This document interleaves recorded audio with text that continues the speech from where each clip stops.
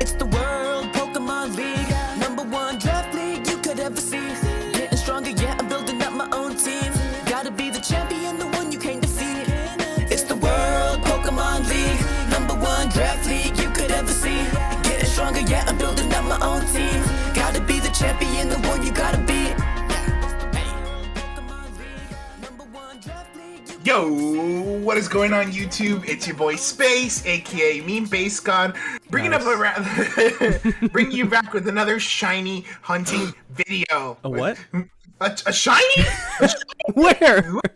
Whoa! Whoa! Just kick a child across the room. Whoa! Shiny! Shiny! Oh, Whoa! man. He's gonna be the best dad ever, not gonna lie, man. Yeah, kids love him already. He rides a bike for the first time. It's like, whoa, look! Look! He knows how to fake it for the camera. Exactly. Wait, he fakes it? I really hope he's not that excited for a shiny. I hope my entire life hinges on me hoping that he is. Those 13,000 resets and soft reset ones and stuff like that. Insane. Those ones, yeah, I think I'd be jumping for joy. Fucking yeah, I'd be clicking my heels. Yeah, like in the air. I don't know how people do it, but I see those and I'm just like, how long does it take for a soft reset? 20 seconds times 13,000. Yeah. Yo, the one where A Drive. Yo, when he, cause in what is it, Soul Silver and Heart Gold, you can see if they're shiny of the three of them, right? You just go, you start, when you go to pick your starter, it goes like, you could see all three of them, and they actually show the shiny sprite if you got it. He did a soft reset after he got the shiny, and he lost his mind. That's gotta He got the shiny, he's like, oh my god, no! He got so mad. Yeah, I would be too. Yeah, if my entire life was dedicated to turning a game on and off. Yeah. Yeah. So, speaking of shiny Charizard, nice. Back to the good segues. Yeah, back to the. I don't know if this even segues properly, but for those of you who don't know, VGC Worlds just happened for Sword and Shield, 2022 in London. So, and the big deal about this is that usually there's one Worlds per year, regarding Pokemon, but because of coronavirus, because of COVID, didn't have Worlds for essentially the entirety of Sword and Shield up until now. So this is the only Sword and Shield Worlds ever. Yeah, we were kind of deprived in that sense. But yeah, it didn't disappoint. If anybody who watched it, it was a lot of fun. They're definitely playing 4D chess over there. Oh yeah, definitely. I mean, when you see the level that these players are playing at, it's crazy. A lot of Zacians, a lot of Incineroars. Which is, yeah, I know, yeah, Zacian, Incineroar, Kyogre, Groudon, I think those were the one, Regieleki, Rillaboom, stuff like that. I saw a lot more Rillaboom than I thought I was going to see. Which, I mean, which I was kind of surprised at too, but it makes sense if you want, one slot to cover both of the weather options. Yep. Yeah, Rillaboom goes first. Rillaboom. Yo, Araquanid, though, did you see that Araquanid team? Oh, no, I don't think I did. Just go watch Moxie Boosted's channel. He's got he did a recap. Speaking of water bugs, did you see a Golisopod was at Worlds? That's the one, not it was a Golisopod, not Araquanid. My bad. Yeah, there we go. Yeah, it's the one that the Golisopod Raikou team. I thought that was neat. I thought that was really neat. Yeah, and he used the emergency exit properly, which is really cool. So yeah, which Octa was jumping for joy. Yeah, I bet he's yeah, Golisopod's pretty cool. Yeah, and so we ended up crowning a new world champion for Pokemon in London, and congrats to Eduardo Cunha.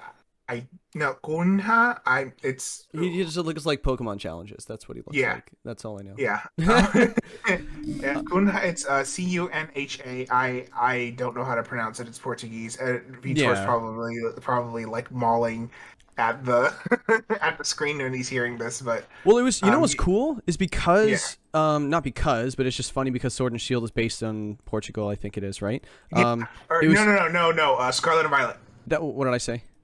You said Sword and Shield. Oh, well, that was a lie. That was Scarlet Violet. It's still a mystery what language or what country Galar is It's not really clear. Well, actually, it's based on the UK because No, I I actually. know. Yeah, it's. Oh, okay. No, because I actually saw the Duraludon building today. Actually, Oh, there's a Duraludon building. yeah, go check it out. That's I actually retweeted it just now on the MGU page. Have a look. It's, Oh yeah. So and those of you guys who are listening, go follow us at if you Movies Gaming want, like United. we're No. doing memes and stuff right now. But like nothing's really happening yet. But yeah, we're all right. It's pretty cool stuff. Yeah, Funny we pictures. could always we always appreciate a follow. Yeah, why not? Yeah.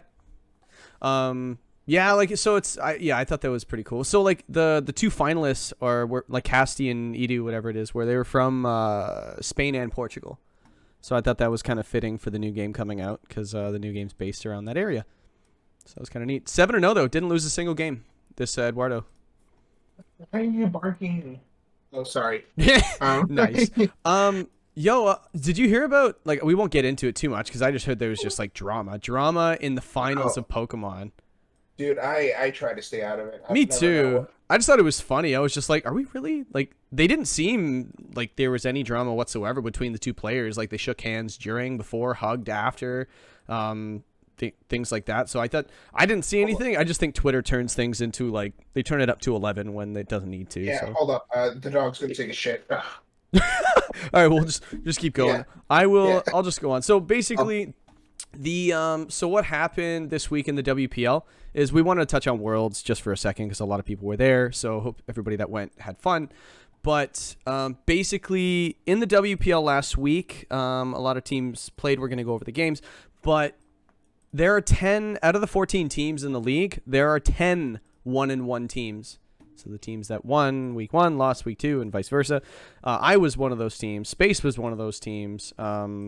Yeah, like so a lot of it's 10 weeks too. So like there's so many games going, like, because there's 10 weeks and it's just, yeah, 8 weeks usually you can kind of separate the herd a little bit, but with 10 weeks I feel like it's going to separate. It's the 8th seed isn't going to be as much of a dogfight. I feel like the herd's going to be a little more separated, and the first place seed might actually kind of run with it. Usually, sometimes it's fairly close, but the extra 2 weeks, who knows, right? But the Master Ball division, it's just so tough. Like I think, like Vitor's probably just going to stomp most people for some reason. I think he just has a really good team, and he's been playing incredibly well. He just stomped me this week, kind of. We'll get into that, but yeah, you can't make any mistakes against that guy. But yeah, I guess we'll just go on to the first game. The first game we've got is the Inglorious Surfers versus the UA Huge Power. We got Aaron versus Octo. Yeah, we got two champions going at it. Aaron asserting his dominance in the TBPL, the British Pokemon League. And Well, yeah, Octo hasn't won in a while. Yeah, he hasn't. yeah, Octo's rusty. Yeah, what have you done for me lately? You know, like, hey, he's definitely on his way. Him and Vitor are 2-0, so I think they're both on their way to another championship. but we'll see. Oilers. Yeah, that's what. Oh yeah. Well, they don't know if he won last week. They didn't listen. They don't know. Octo could have lost last week, right? They don't remember. Ooh, good save. Yeah, awful save. So this game actually had a little bit, not controversy, but like I feel like there was a little bit of talk after the match and stuff like that. You know, like there was a little bit of dialogue, and I definitely did want to go over that as well. Like, you know, what was the narrative and what our take is on it. But just as the game went, like Aaron won game 1 and then 1-0, and then Octo won game 2 1-0, and then Octo he won game 3 3-0. But it did not seem that he dominated game 3 at any stretch that normally 3-0 games go. But yeah, but like, so we did mention last week, we're not going to go over anything with a fine tooth comb. Like we're just going to go over like just things that have happened, just to kind of, you guys don't want to be here all day, neither do we, right? Yeah, especially not us. I said all day, right? Because did I just say that we don't want to be here? All day reference? Yeah. Oh. Well, he's Kinky Nesquik now. Yeah, he's changed it up on us. Much cooler name. We're just gonna rip on LA. Well, I will every week. You will, yeah. You have reason to. Well, was there anything that stood out to you before we kind of get into like the game 3 shenanigans? Out of the first 2 matches? Well, out of just the entire match altogether, is there anything that kind of just stood out? Well, we saw Pikachu. Obstagoon was the Dynamax option for Aaron. All 3 games, All I three believe. games. Yeah, Yeah, Guts. so and it was Guts, so that was revealed. Um, yeah, Pikachu even showed up. Ooh. Kind of clapped his hands, did a little celebration, and then was tragically. Yeah, it didn't last very long, did it? No, we went Pika. Pika. Yeah, it didn't die. Yeah, Dynamax, that's the oh man. If Pikachu's not Dynamax, it's not. It's dying super fast if it doesn't have a sash. That's the sad part of Pikachu. I think we should kick Octo out of the league. He killed the Pikachu. Yeah, it's crimes against humanity, Nintendo. Yeah, you can't kill Charizard either. Yeah, well, the world champ did it. The game, I believe the game was not won, but in the finals, Gigantamax Charizard got KO'd by Thundurus. I don't know why Yeah, he maxed the Charizard there. I remember watching that game and he G maxed it and I'm just like, dude, there's a D max There's a Thundurus Groudon right there. Yeah. I was just like, I think that's where the game was lost. I don't know what game we're referring to, but Charizard definitely wasn't supposed to be maxed there at that point. I think we're referring to the same game, but I mean, Yeah. yeah. Sometimes players make mistakes. There's, we don't know what the pressure is like. No, yeah. Like being on stage, being live streamed, being on timer, like with the pressure of worlds going on. It's a lot. We'll just blame it on Joy-Con drift. You know what's funny? It might have been a misclick. I doubt it, but it might have. It could have been. It's knowing Nintendo's controllers, I don't doubt it. I've definitely misclicked playing kart because my controller's like, I'm going to drift. I know the game better than you. You're gonna pick this move. Yeah. Yeah. Instead of the drift is just like a picture moves. Yeah. But yeah, the Obstagoon. It was, he definitely thought it looked good in this matchup. I think definitely because Octo's 2 Trick Room setters were Trevenant and the Slowking, and Slowking did pretty well in week 1 against Cascade. So, yeah, and then the S-Cav's really scary once it gets up. So I guess he thought that the strategy was, stop it from going up. And I don't think he stopped it from going up, but it was definitely a game between two. I like saying it's chess match, but like I felt like the game was very like, it was very calculated. A lot of things that were very calculated in this match. But whenever you see a Registeel, it's just, you're in for a little bit of a grind. Yeah, because that thing just gets body presses up and it's the end of the story.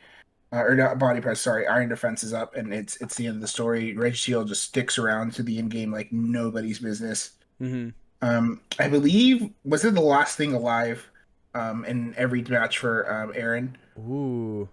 Yeah, I think it was, because Aaron won the game 1 with it, and then game 2 it came down to Azelf and Registeel body pressing and psychicking each other. Yeah. And then game 3, actually I don't know if it was the last thing on the field in game 3. I just remember it was it just came down. Like there was a mid-turn thing that happened, which we'll get into, but like it was the last thing alive on Aaron's side of the field in game 3. Ooh, good catch then. I didn't know that. Yeah, I mean that, which just speaks to the power of Registeel, especially in a budget format. That thing is like just defensive monster. Like that thing is going to be hard to take down no matter what. And like every game I believe was close. Really, like with the Registeel being like a win condition. Yeah, even the game 3 was close. Yeah. Even it was really, and that's really what it comes down to. You had Aaron wins game 1, 1-0, and then Octo wins game 2, 1-0. And by the way, Aaron could have won game 2 if not for 19% left on Azelf's HP. They were both hitting each other resisted. So like, you know what I mean? Like whenever it's that close, anything could have happened, right? Like I know Octo ended up taking the match, but like, yeah, like when it's that close in game 1 and game 2, it could have gone either way. And I think both players should be kind of happy with how the match went. But let's get into, I do want to get into, so the narrative, there was a key burn that happened in game 3 from a flamethrower, which we all know is a 10% chance to burn. So it's very, very little. The same as the freeze chances, right? I think freeze is 10% as well. I believe so, yes. Yeah. So like whenever you get burned from a 10% secondary effect thing or any sort of like, it's like getting accuracy drops from muddy water. I think it's also 10%. Am I right? Or is it 30? Could be wrong. I don't know why I said that, because I just kind of burned myself. Now you gotta, yeah. Yeah. You gotta back yourself up. Yeah. Now people know I don't know. But yeah, so the burn 100% affected the match. So I don't know if people know this, but body press, because it's affected by, it uses your defense stat as the attacking stat for that move. So Registeel has a base 150 defense stat, so its body press is very strong. It's like if it were 150 attack stat. But burn affects the attack from body press as well. So the body press damage is also halved, as other attacking moves normally are physical moves. So when you get burned, especially on a Registeel that's relying on its defense stat and the +6 from the iron defenses, getting burned is definitely something you don't want to see. It was pretty early when it happened. Well, not early. It was like mid-game when it happened. But like 3 flamethrowers went off. So it wasn't just like one went off. That's my thing. I remember talking to both players after, and it was just like, yeah, it was really impactful, and I had to go back and watch it. I didn't really have an opinion at the time. I just know that things happen. Right? I try not to mention it. You know, sometimes when the game gets away from you because of a burn or a sleep or whatever, 3-turn sleep or whatever it might hurts, be. yeah. It hurts. It definitely, especially when it's 10%. You're like, blind hypnosis. Oh my God. I hate hypnosis so much. Yeah, so the fact that there were 3 flamethrowers and then the last one burned, it's basically like you got to burn from a scald, because it's 30% on the scald, so 10 times 10%, or 3 times 10%. Scald really feels like a 50% chance, honestly. It does burn a lot. So like I didn't think it was crazy that the burn happened. You know, the fact that there were 3 of them, you know, like you could have also taken care of the flamethrowering Pokemon, but chose to ignore it. And yes, the longer the game goes, the more those things happen. It's like Wolfie said, when you get crit, like he did like a little segment on crits. He was just like, well, go first. If you go first, you get crit less. If you go first, you crit them. But if they go first all the time, such as Trick Room teams and stuff like that, outside of Trick Room, you get crit a lot. So I'm not saying that's what happened, but I'm just saying that it was a very close game. It was a very, very close game. It really could have gone either way. So, I mean, honestly, when it's like a loss like that, you shouldn't really feel upset, I think. You're upset that you're 1-1, but yeah, in the end, like, you got to walk away and just could be like, you know what, that was really close. That was just a good game, but burns happen from time to time. It is what it is. Yeah. But yeah, like I feel like both players deserve to win that game, and I think both players should be going on to the playoffs and further things. They're definitely my 2 picks for going into the playoffs of the 8. So I think hopefully they meet again. That would be amazing if they got to meet again. I would love a round 2 of that. Finals. Let's do a finals match with those 2. I'd love it. But you know what we all want to see? We all want to see Vitor versus Octo, right? Oh yeah, definitely. Yeah. We want to see that again. We definitely want to see that. So is there anything else in game 1? Like, we didn't go over the teams really, but you know. I thought it was cool that Beware came. I like Beware. I love his design. Put in a lot of work. We don't see it often. Yeah, it really did. And also Trevenant put in some work for Octo, kind of like being a buffer. It like kind of to waste Dynamax turns just to find out items. Frisk is really, really good. Mm-hmm. Yeah, I think that's it. And the Azelf, what's it called? The Azelf Registeel game 2 was crazy to watch. Yeah, you have support Azelf. Like, Azelf is crazy damage, but like, you know, you know what I thought was really cool? How Octo, when he led game 2 with the Azelf, he used Psychic to KO something. I think it was turn 1, and he KO'd, was it Pikachu? Yeah, sadly it was Pikachu. Yeah, he KO'd the Pikachu, so you're sitting there right off the bat going, oh, his stab, 90 power attack, you know, it's really strong. He's just standard Azelf set. Then turn 2, he reflects. And you're like, oh, like, what is this? So, like, he kind of disguised it almost. And the reflect definitely had an effect on some of the damage that was done throughout that match as well. Which I think that's also when you realize, it KO'd because it was a Pikachu. Yeah, Pikachu is not exactly the most bulky of boys. But speaking of bulky of boys, we got Pikachu. Pikachu and bulky boys. Space City PC is our next match versus the Crizzle South Croydon Sours. Ouch. Yeah. Well, no, I actually didn't mean that he was sour, but it did come out like that, didn't it? Yeah, it did. Yeah, he's not sour. He's actually a good dude.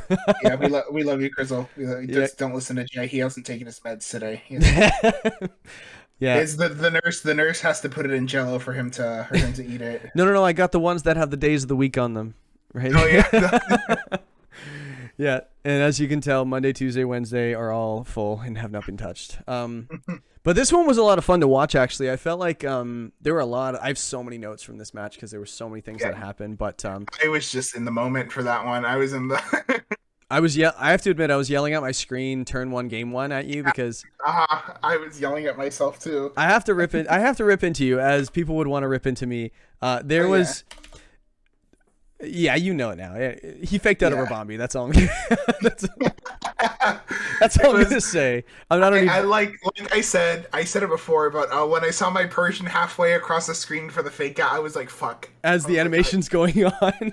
As the animation's going on, I was like, "Fuck!" Well, the funniest part is you and I were prepping. I think that day, weren't we?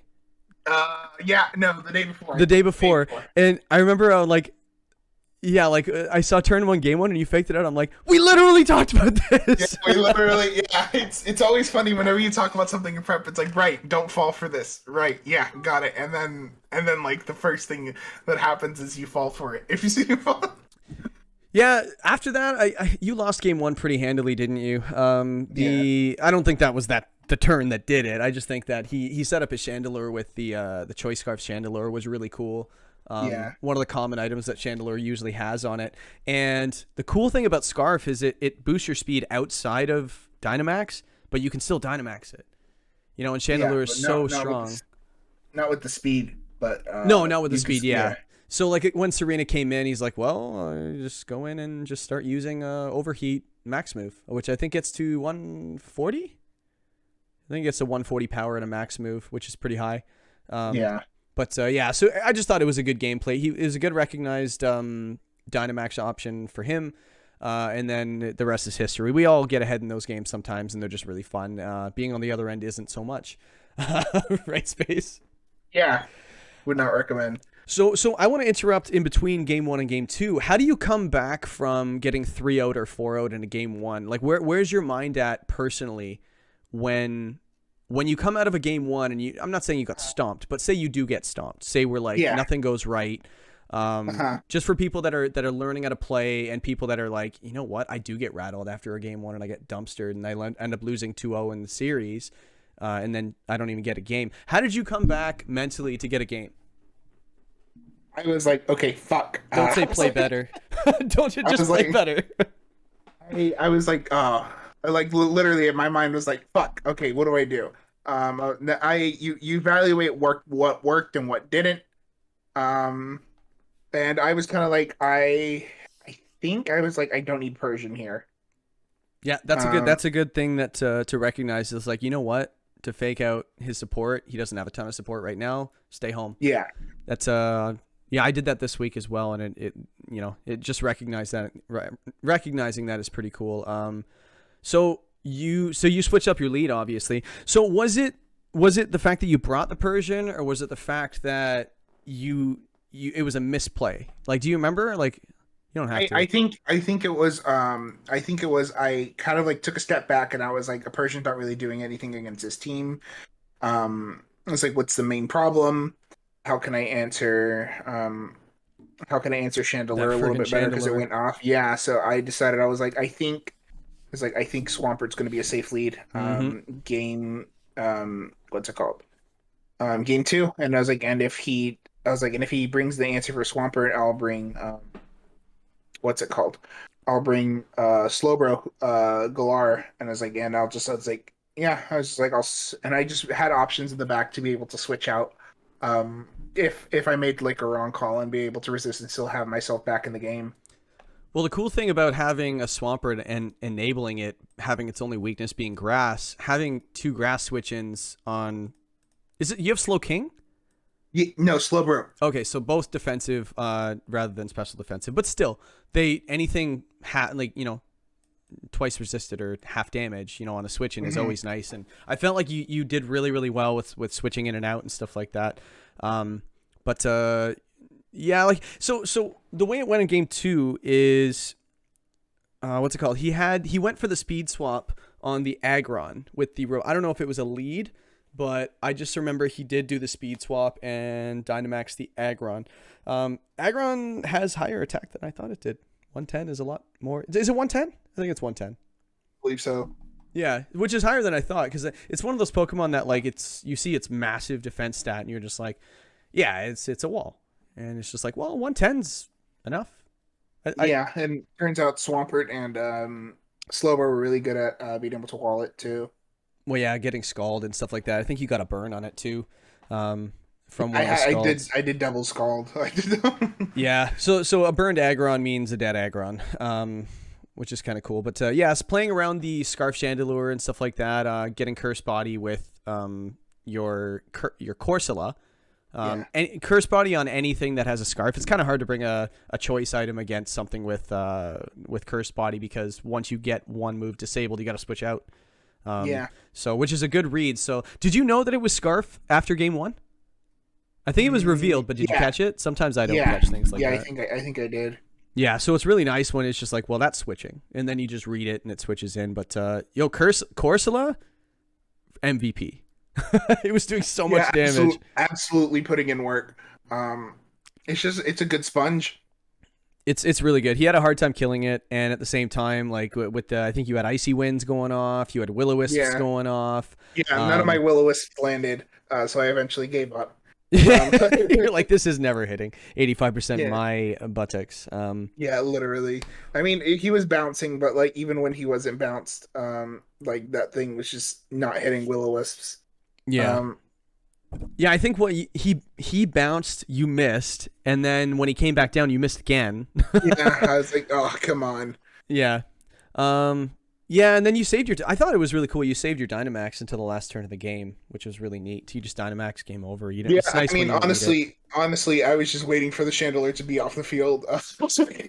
Yeah, because I think you really wanted to Dynamax that Serena. Yeah. Mm-hmm. But no, that was a really good, well-played adjustment in Game 2. And then Game 3, he just goes for the beat-up Justified with Virizion. Yeah. And it's really hard to enable a Virizion when you've got... What's it called? You've got your Serena with Airstream. You've got, I think you had Ice Beam on Swampert. You have Will-O-Wisp. No. Swampert had Protect, Yawn, Earth Power, Scald. Oh, yeah. Yeah, Yawns and things like that. And you got Burns from Will-O-Wisp. Burns that don't hit. Yeah. Yeah, and then you have the Slowbro as well doing super effective damage. So it's really hard to get that thing going when you have so many threats on the other side of the field like you did. Yeah, plus I was able to get the Yawn off. On the Virizion, just kind of putting it to sleep and nullifying that, being like, okay, I can ignore you for a little bit at least. Mm-hmm.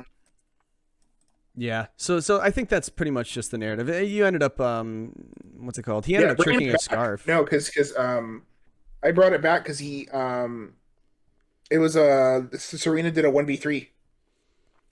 Oh yeah. Yeah, because I sent out Corsola and Slowbro Galar, and he was able to break through that. Mm-hmm. He was able to break through that. He tricked a Choice Scarf onto Corsola, which I was fine with because I was just spamming Icy Wind at that point anyways. So we take those. Out of all the things, like, you don't really want to be tricked with an Eviolite Pokemon, but in that situation, it was definitely good. But yeah, it sucks when I love running tricks. Corsola Galar was bulky enough to survive a Grassy Glide from a ×3 attack of Virizion in grassy terrain without the Eviolite. So go Corsola. Yeah, go Corsola. Don't attack it. Just taunt it, I guess. I don't know. Yeah, I just saved my Dynamax for the end and just right down to the wire. By the way, in Game 3, it was Overheat and Bounce, both moves that miss a lot. Mm-hmm. Yeah, I was because he had Bounce with Virizion, so I max guarded because I was like, I don't know if I live this. Well, it came down to what's it called, Overheat and Bounce. So you were bouncing with your Serena, and he was overheating. Yeah. So I think like you bounced, and then he overheated nothing because you were gone, and I think it was just like, well, if this bounce hits, you win. I said please hit. I was like, please. If you miss, the game's over. So that was a lot of fun to watch as well. 3-0, 2-0, 1-0, all 3 games, and I think coming back from a 3-0 loss in the first game is really impressive. So good on you to bounce back from week 1. But Vitor just rips out his hair. yeah, so that's one of the games. The second game that we did, a lot of fun to watch. I didn't even bring Naganadel. Yeah, see, that's the cool thing about having a nuke. When you don't bring the nuke, people prepare so hard for it. When you don't bring the nuke, you get 3-0 game 1. Yeah, there's a time to bring it and a time not to bring it. So yeah. And I think you chose right, because how do you not prep against that thing? Yeah, literally.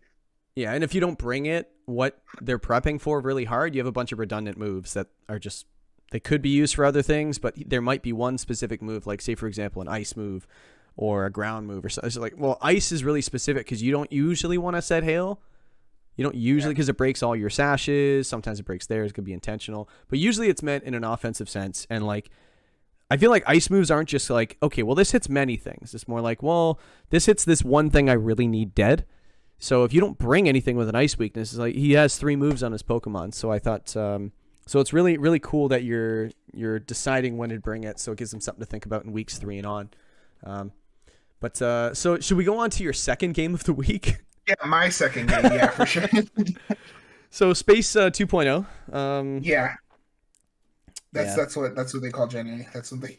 Yeah, Jenny was unable to play her match this week. That was definitely talked to me. She talked to me before the season even started, letting me know she was unable to play.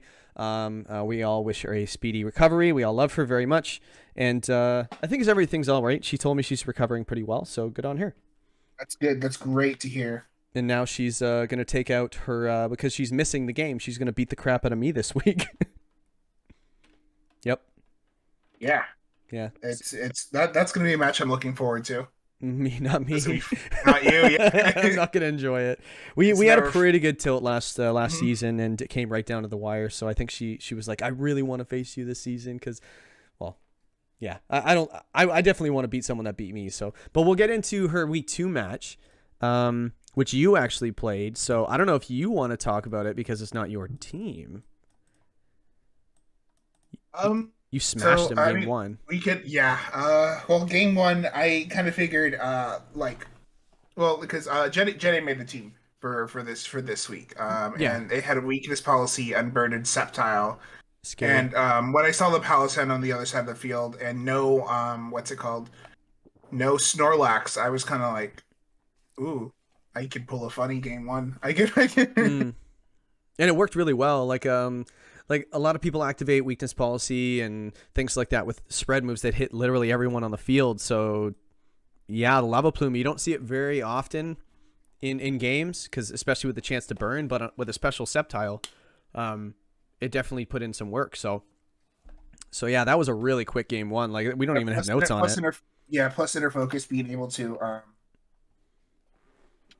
like bypass Fake Out. Mm-hmm. That really made just Entei the perfect weakest policy proc for Dynamax Sceptile. Entei's just so versatile. Yeah, it's so good. But yeah, game 1 was pretty much just done. It's over pretty quick. Yeah, like, and that's the thing. That's why I hate Dynamax so much. Is because like I can't wait till it's gone. It's because like you could just win a game in 3 turns if you really wanted to. Sometimes 2. You just KO, done. But I don't know how many turns this was, but I do remember that. I've actually got it right here. Game 1 was 4 turns. 4 turns, yeah. It was 4 turns. So something dies every turn. Well, my game, we'll get into my game. I think I lost game 1 4-0 pretty quickly. But yeah, he went for the Selgor Palisand lead. We all know what it does. It activates the policy on Palisand, and it just gets super bulky on the defensive side. So a special Sceptile is just licking its chops, right? It's just like, well, go for it, try it. Sure enough, he did, and then you just ended his Dynamax turn 1. And I think when you lose the Dynamax turn 1 from their Dynamax, they've got another 2 turns. Not to mention the the +2 attack, +2 speed. Yeah, that was just over really quickly. Game 2, he adapted really well though. Yeah, for sure. That Aegis Slash was forced to be reckoned with game 2. I know some people aren't a huge fan of Aegis Slash and Dynamax, especially in doubles. But honestly, props to Draco for making it work. Mhm. Those helping hand airstreams like really hurt me. Really. Any airstream is just broken. I feel like, especially an unlikely user of it, like Aegislash. Like I didn't know it got flying coverage until I watched the match. I was like, oh, look at that. And yeah, against the Araquanid too, it was just yeah, it's actually pretty cool. It was the bring. It was the bring for sure. We've seen a lot of speed swap this season, haven't we? Yeah, We're 2 weeks in. I feel like we've seen a bunch of speed swap. It's a good tech. Yeah, people are loving it. Yeah, it works really well. The people that are doing it seems to work, and they win. So take a note. Win That's via what matters, speed swap. Yeah. So how did game 2 go? Basically, 2 airstreams from Aegislash with the speed swap. It actually outsped a Scarf Entei, which was really cool. You get a couple airstreams off, double your speed, and coming from an Aegislash, it's like neat. Gets pretty quick. And then game 3 just kind of... By the way, game 3, something happened that I learned. I actually just learned something. So King's Shield from Aegislash, unique move that it gets. It's basically a protect for moves that do damage. I think King's Shield allows you to like do status moves on top of it, which I believe that's the case. It's not exactly a protect, so you can kind of get around it. But Sacred Fire from Entei, it was read really well. Like King's Shield went off, expecting the Sacred Fire into the King's Shield, and it didn't drop the attack. And I was just like, why? That should have lowered the attack. I didn't know this, which you did. You actually explained this to me, and we looked it up. It has to make contact to get the attack drop. And yes, if the attack drop, I don't know if you knew that as it happened. When you saw King's Shield, you're like, no. No, I knew that. I was like, Sacred Fire is safe here because it doesn't make contact. Oh, yeah, you're big brain. Yeah, well, more just like I had Entei last season. Yeah, that is true. You did have it. I wonder if Draco was surprised as well. It's like, wait, what? I would like to say that I think Entei made up for last season here. Did Entei not do well last season? I forget. Not for me. You had Sacred. Yeah, I had Entei, and like for some reason, Sacred Fire was like a 50% chance of hitting, and more like 50% chance of missing, right? Yeah, and it never burned, And here, I think it got like 3. And not only did it land everything, but like it got 3 burns in a row. Yeah, a lot went well that game 3 and things like that. But yeah, choosing when to Dynamax and what to Dynamax is so important in this kind of format. And I'm not saying it was a bad choice. I'm just saying like it surprised me. Palossand was Dynamaxed at 50% health and it was burned.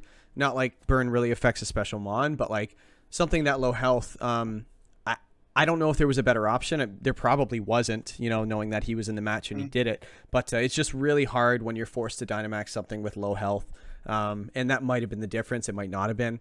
But I know Araquanid you can't let Araquanid get going, and sure enough, it did. And GG, Draco did take game 2 though. He did with that Aegislash. So it was a close enough game. Took a game from Jenna/you. Yeah, definitely good games all around. And you did her proud. Yeah, I mean, how could you not, right? Like, I didn't want to be like, like she already had so much on her plate. You kind of had to, kind of wanted to do well. Also, side note, sorry about TVPL Jenna. Hey, you were 50% win rate. That's my bad. That was my bad. She can't expect you to win all the games. Exactly. Yeah, it's been for free too. For free. What? For free? Oh man. So that's 3 games. How many more we got? 4? 4 more? Yeah, 4 left. So the 4th match we got is actually we helped both of these guys prep actually respectively. Yeah, so it's just like we were battling. I thought I was battling. I'm usually yelling at the TV like it's my son playing a game. He's just like, "Come on, kill him!" It's like, no, you idiot! You don't fake out of a bump anyway. Yeah. Yeah, but what's the story from this one? The story was Rhyperior. Close ass game. Yeah, I genuinely think this was the most entertaining match we got this week. Really, I know we said down to the wire, but like really down to the wire. With 2 of the 3 games being 1-0. Yeah, and coming down to a single turn, I think for the most part. I think. Yeah. Well, the last game definitely did. We'll get into that one, but a lot of things could have happened in that last turn. But I think we saw the same Pokemon Dynamax from both sides, all 3 games. yeah, the Sandslash was maxed all 3 games, and the Rhyperior because it was, yeah, it was. Man, you have a knack for remembering these things. My memory's terrible. Oh, no, mine is too. But you remember Dynamax things. Yeah, I remember. Because I hate Dynamax so much. Yeah, I can't wait till season 9. So the narrative from this game. Are we banning terrestrializing? Can we please ban terrestrializing? I think it'll be cool. I think it'll add an element to the games that we play, because like prepping, it's just like who's likely to change their type, and yeah, like I think saving your terrestrialize. We can always even do a segment in another episode or something like that for what we think terrestrialize will do to Draft League. Like forget about competitive. Everybody's talking about that, but like look at the items that are being added, man. Like the anti-fake out. God. What's the other big one? Coveted cloak. It's not mental herb. What is it called? It's mirror herb. Yeah, it's like it matches the stat boost. So like if you know someone's gonna beat up Justified. Oh my god, dude! It's just gonna be. It's literally just going to be prankster swagger thunderous. Yeah, really. That actually, I never even thought of that. That's actually pretty cool. Thunderous is gonna be really good again. Again, yeah. Again. Again. So how good was Dynamax Snad/Slash? Snad Slish. I typed in Snad/Slash for whoever can't see Sneed Slut. Yes, exactly. Laced Max. Thing, wow, I typed like a that thing fool. was actually stuck around longer than I thought it would. Yeah, it's got, what is it, 100 attack, and its defense is really strong, so when it's going up against physical mons, it obviously does a lot better. But Aurora Veil definitely helped them stick around for a lot longer. Both players were setting it up like no one's business. Yeah, I love that Cascade decided to bring Aurora Veil because it hinged on. Thanks for the hail. Yeah, literally, it hinged on Will bringing the hail for him, which I thought was pretty funny. Well, we touched on that. I guess it does make sense though, considering how good Sandslash looks into Tevis' team. Yeah, like just on paper. Yeah, like, he was definitely concerned. Hitting a lot. He was concerned to the hail mode and things like that. But like we said in the last game, we were talking about it. Like when you left the Naganadel home, like for example, who's setting hail if he doesn't bring the Ninetales there? That's a little risky, right? So if he decided to not bring the hail mode, now you have a 3-move Frostlass, right? So that's it's definitely a risk that paid off in the end. But I just think it's funny how sometimes it works out, sometimes it doesn't, right? And yeah, the Sandslash just did really well. I thought it was Rhyperior had a few good moves on it to deal with it, having the Max Flare hitting it quad super effectively. But I think you could definitely tell the goal was get as many defense boosts as possible with that Sandslash. And he did it almost every single game, right? Hitting everything other than the Rhyperior, trying to not to proc that policy for him. Yeah. So I thought both players just played really, really well. And then it's funny because like it's like a magician. Like, Will, you got the Sandslash over here in the hail, and it's getting defense boost. It's like, okay, that thing needs to be gotten rid of. Meanwhile, you've got a Corviknight that's just iron defensing. just literally, it did nothing but iron defense for like 3 straight turns in a row. I think that was the Corviknight eventually went down, but it was the Guzzlord that finished it off in game 1. But yeah, that Corviknight got to a +6 defense, and those body presses hurt. So even through an Aurora Veil. And Rhyperior's defense being like 100 and blah, blah, blah. Yeah, it's really high. Yeah, crazy. Yeah, the hail was definitely led, yeah, led and leaned on.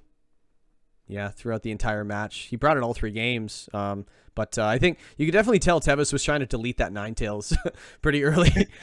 Yeah, he was targeting it down, but I mean that coaching in Max Quake just ended it right then and there. Yeah, coaching was a good choice. I think Sock in the D tier is really good value. I think that when you wanted to draft you want to talk about value in the D tier? Alolan Sandslash was able to go off, like go toe to toe with Rhyperior, which is an A tier. Yeah, yeah, yeah. It's actually kind of sad. It's just like, well, I'm going to use my D tier for my damage, and you're going to rely on your A tier. But yeah, it's just funny. Like certain Pokemon look so good into matchups. You know, like people always ask me like when they're doing draft prep, hey, what do you think of this? I'm like, well, I don't know. Like, what team is it on? What else do you have? Like, who are you facing? Things like that. What's its role? Like, what are you going to use it for? And it definitely paid off this week. I think when Will wanted to add the hail to his team after week 1, yeah, I definitely knew he was getting weather control, as in your defense against weather, because you can switch in and change it, and also the offensive weather as well, which is really nice just to add to the team, especially with an A tier and a D tier.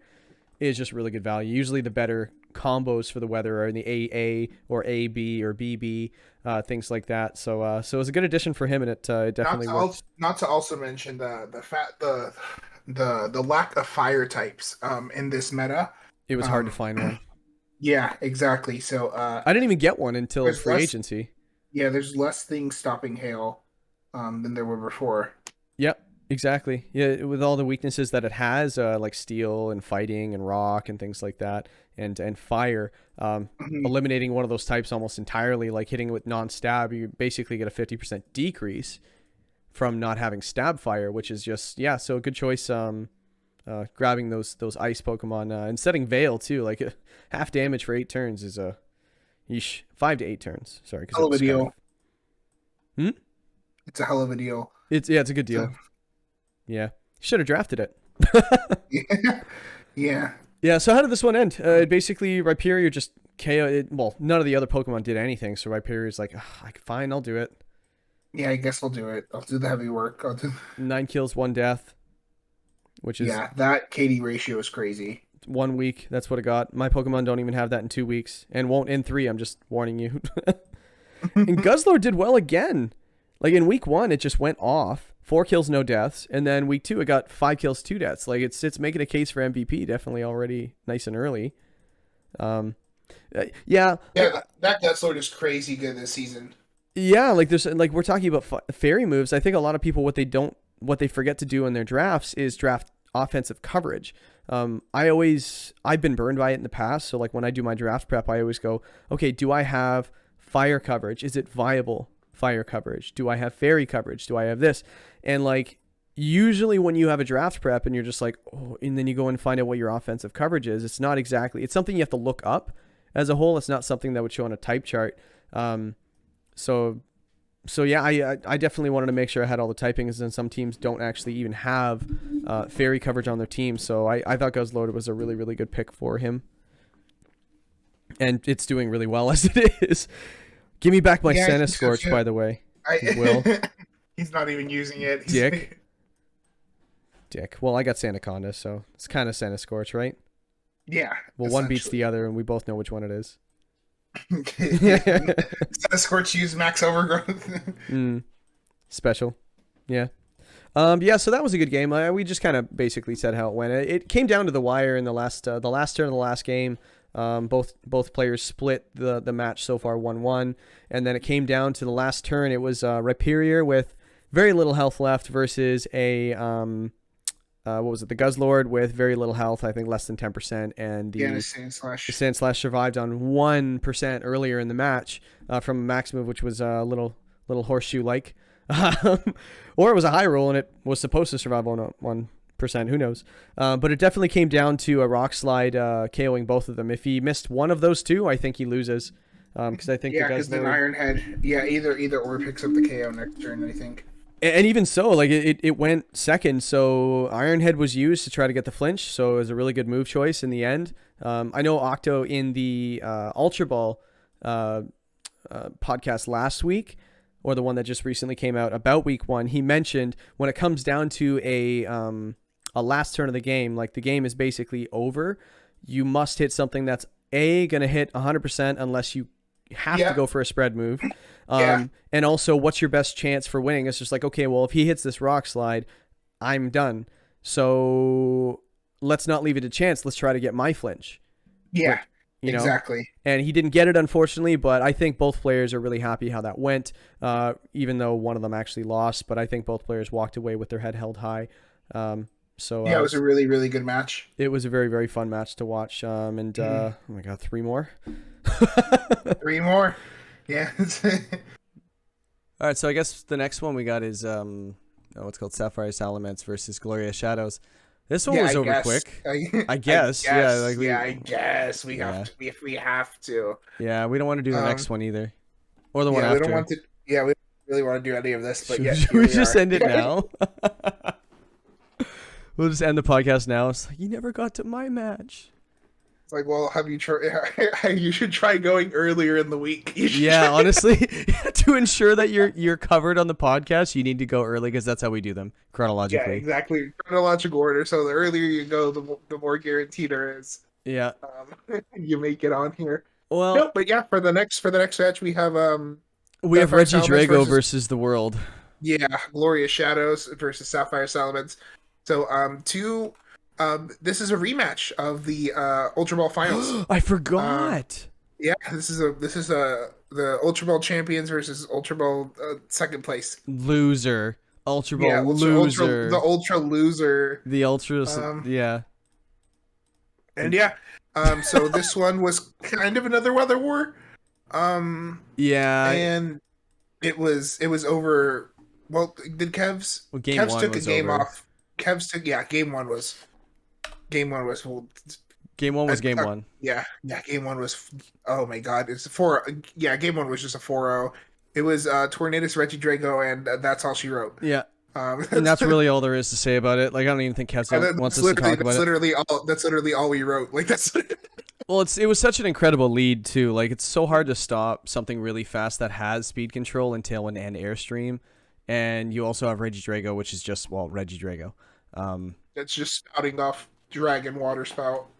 Literally. Yeah. Yeah, it's.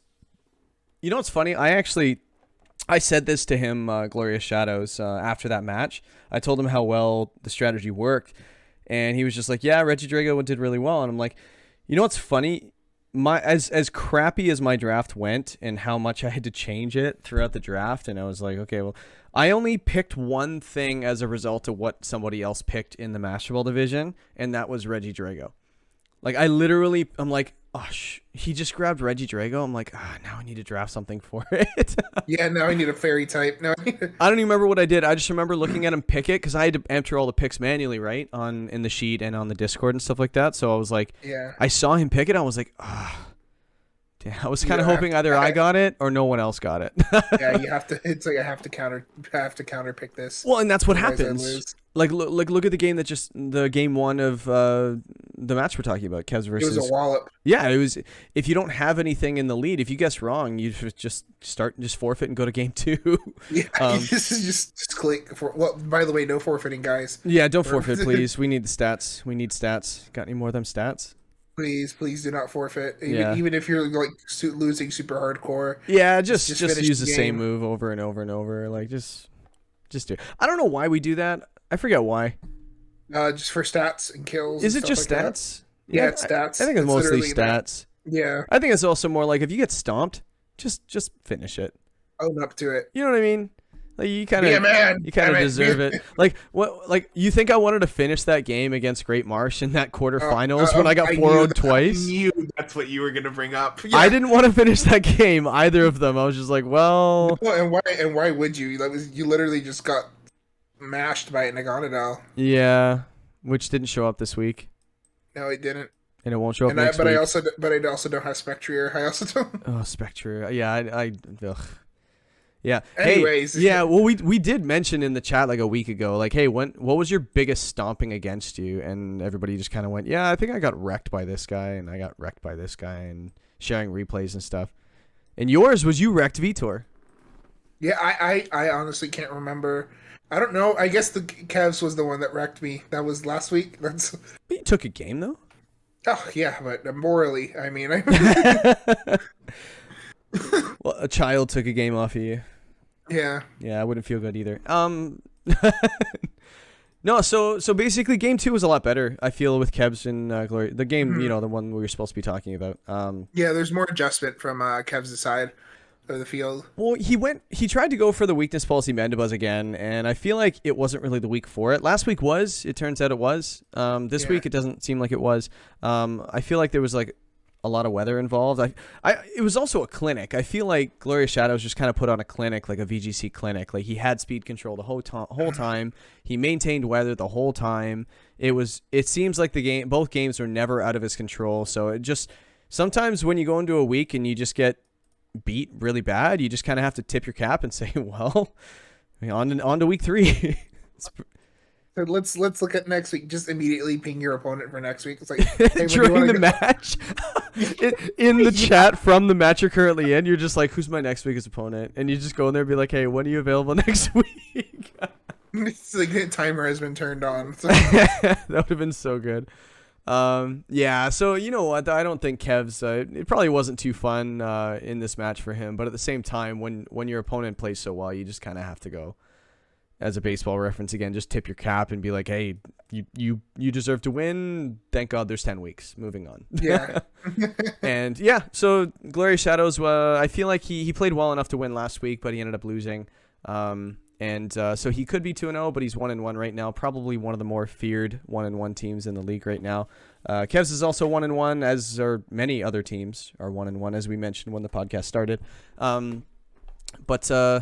Yeah, so I guess we'll just go on to the sussiest game of the week. Yeah, this is the sussiest match. Yeah. Of all time. Toronto sus. Yeah, versus the sus Powler imposter drills. Extra sus.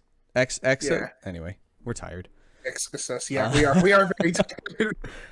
Yeah. And we still got 2 more matches to go. So I hope you appreciate this, everybody.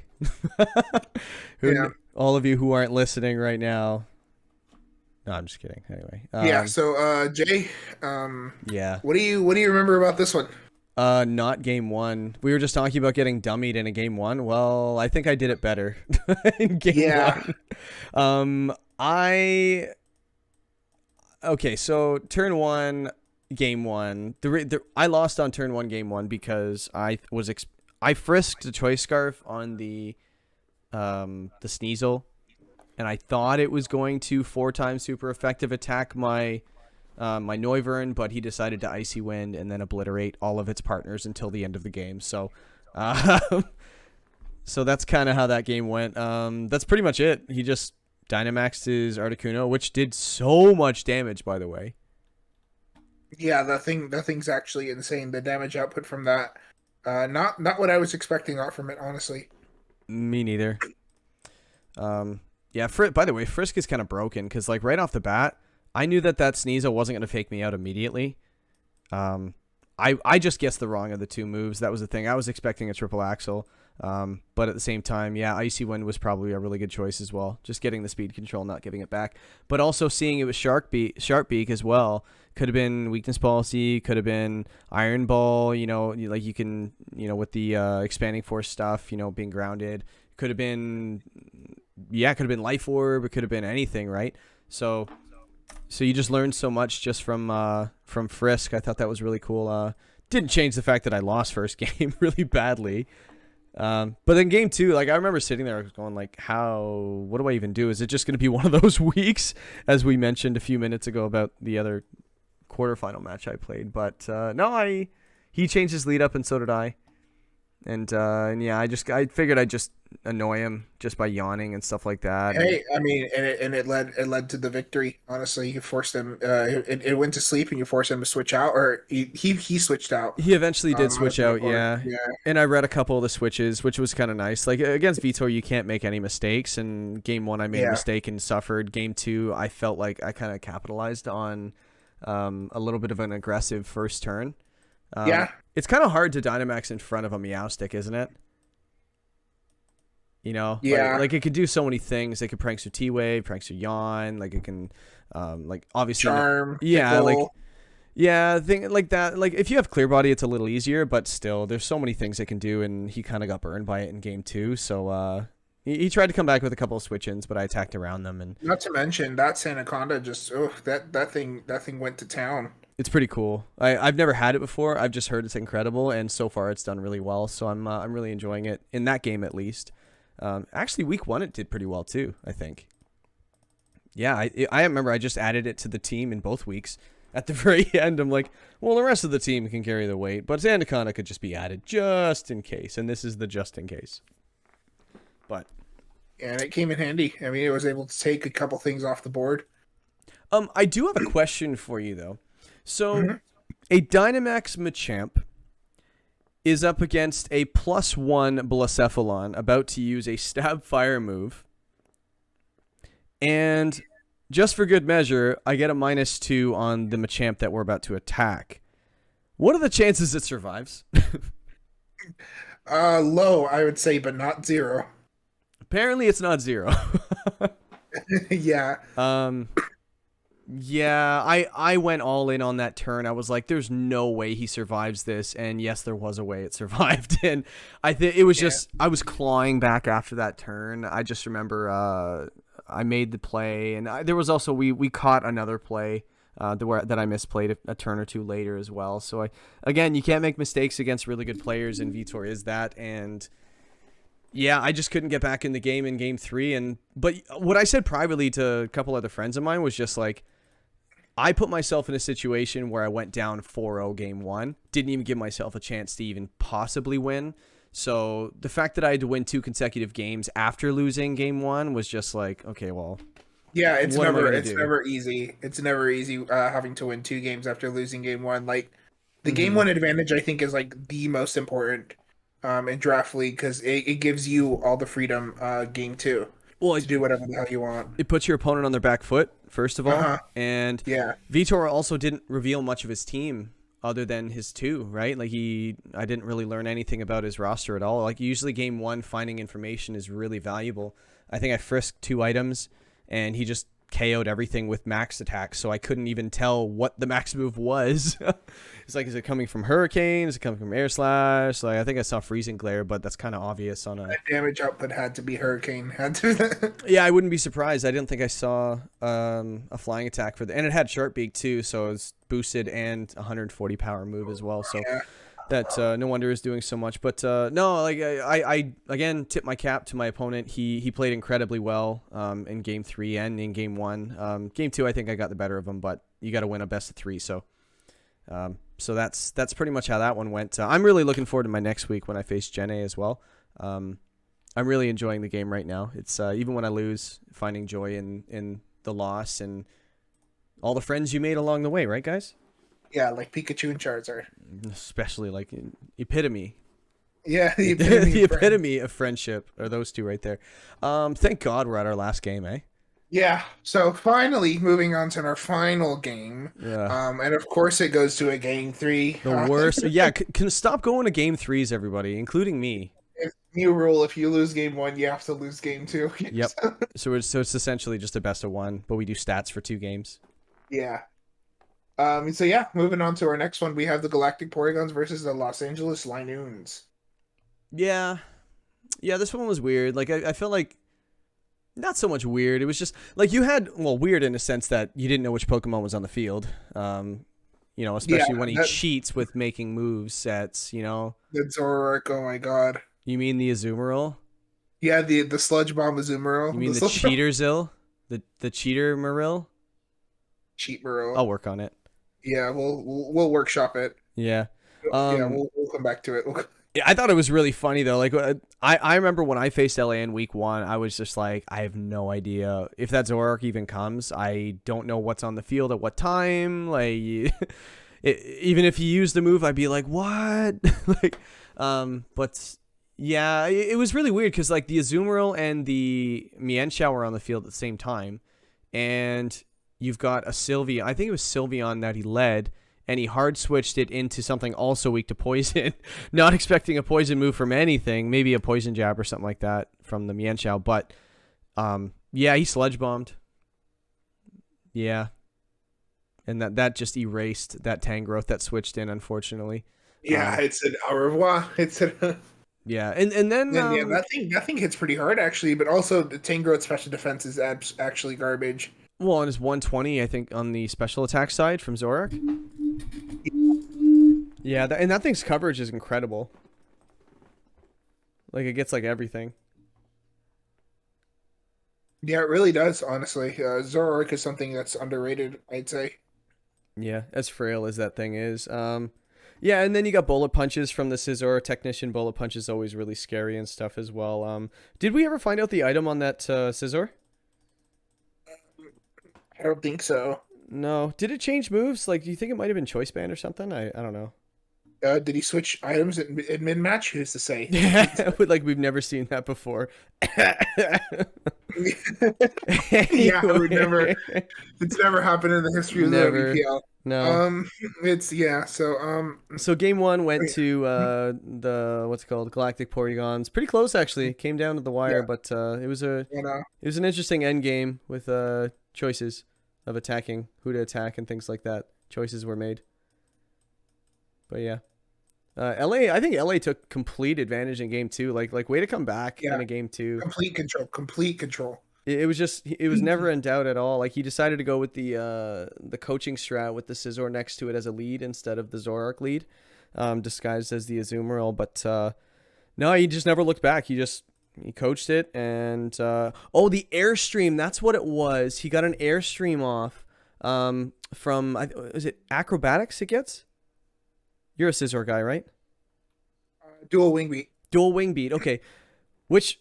Yeah, wow. Yeah, I'm actually surprised I don't see that more because it gets the technician boost as well outside of max. That's just a really strong move for Scizor to have. But yeah, I feel like that airstream was so good because like yes, Suicune set up the Tailwind for a third. I think it was all 3 games he set it up, but he has a lot of mid tier Pokemon or like a lot of low speed Pokemon like Sylveon and Tangrowth and things like that. So double speed, they're really quick, but once a Scizor, which is faster than I actually realized most of the time. I think it's 70.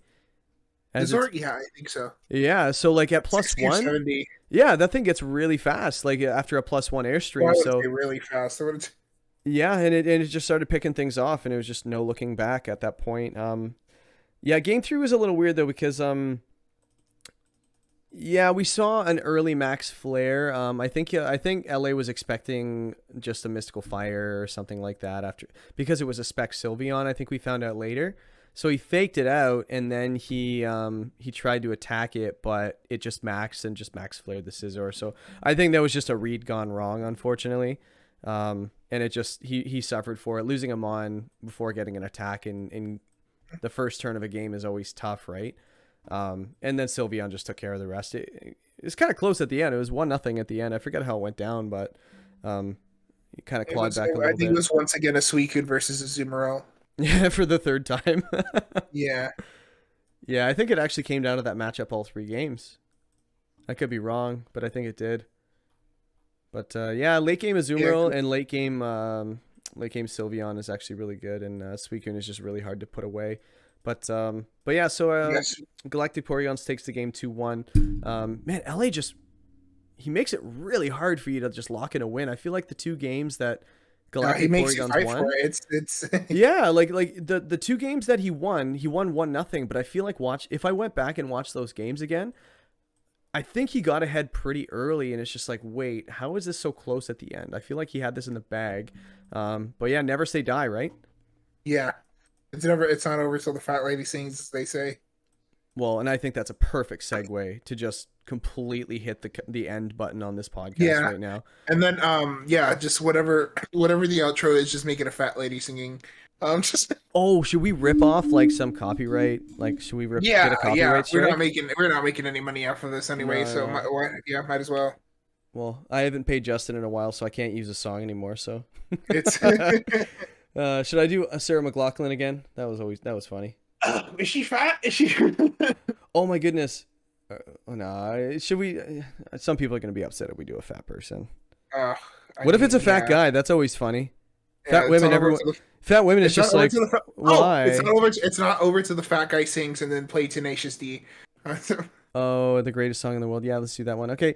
Yeah, hope you guys all like this. We are down to taking requests, but we might not like them and not use them. So just let us know. And yeah, Space, thank you for being my partner in crime once again. Yeah, and no problem. Wish us luck, if everybody. you guys want the standings, check the Discord. Watch the games. Like, this makes a whole lot more sense if you guys watch the games before you listen to us ramble about these things, because we go so fast and we just don't care. And there are too many damn games to put in the description. So yeah, we're not doing timestamps. Watch the friggin' podcast, everybody. Yeah, you might see a surprise. You might. Oh yeah, I gotta sneak some stuff in there. We'll find Yeah. something to put in there this week. Yeah, we'll figure it out. So catch you guys on the flip side. Don't forget to subscribe, and don't forget to go to teamshinyjob.com. I forgot we started it with the A drive. and catch some new merch. And remember, guys, if you guys want to enter into my Elestrals giveaway, down below we are giving away a Nintendo Switch and a new not Charizard card. Yeah, we're giving away a level 255 Mewtwo. Yeah. And you So- know, just comment down below, and we'll it'll be in your inbox when you go look. it'll be in your mailbox. It will be there. Don't worry. Yeah, but we'll catch you guys next week. Peace out, y'all. On the next episode of Dragon Ball Z. Dragon Ball Z. Yeah. It's the Peace. world.